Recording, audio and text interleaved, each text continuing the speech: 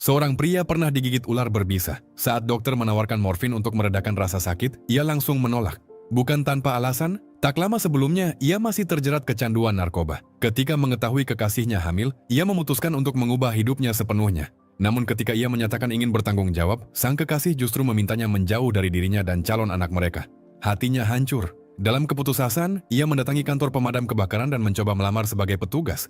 Sayangnya, ia langsung ditolak. Saat ia hendak pergi, kepala pemadam menghentikannya dan bertanya alasan ia ingin menjadi pemadam kebakaran. Jawabannya sederhana, karena ia akan menjadi seorang ayah dan ingin membuat putrinya bangga. Kepala pemadam akhirnya memberinya satu kesempatan, dengan syarat ia harus membuktikan diri. Ia ditantang berlari sejauh 10 km menanjak dalam waktu 1 jam. Tubuhnya yang lemah tak mampu menahan beban itu. Tak lama setelah mulai, ia muntah hebat.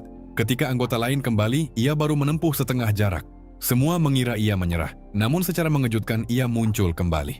Dari sakunya, ia mengeluarkan ponsel dan menunjukkan foto yang diambil di puncak. Saat itulah ia mendapatkan persetujuan. Hari-hari berikutnya, Brandon berlatih tanpa henti. Diam-diam, ia juga mengirimkan makanan untuk kekasihnya, tanpa pernah berani menghubunginya lebih dulu.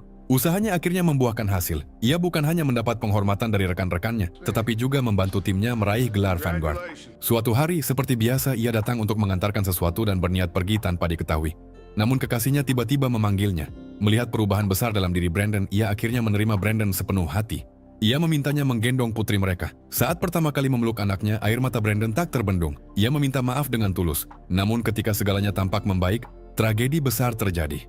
Tim pemadam dipanggil untuk memadamkan kebakaran hutan. Sementara anggota lain membangun jalur pengaman, Brandon ditugaskan memantau arah angin. Ia menyadari angin tiba-tiba berubah, membuat api melaju cepat ke arah tim. Ia segera memperingatkan yang lain, tetapi kecepatan api diremehkan. Saat semua sadar, jalur evakuasi sudah terputus. Kepala tim memerintahkan semua orang menggunakan pelindung api dan bertahan semampunya. Setelah itu, tak ada lagi yang bisa dilakukan selain berharap. Ketika tim penyelamat tiba, kenyataan begitu kejam. 19 jasad hangus ditemukan. Mendengar kabar itu, Brandon benar-benar runtuh. Ia bahkan berharap ikut mati bersama mereka.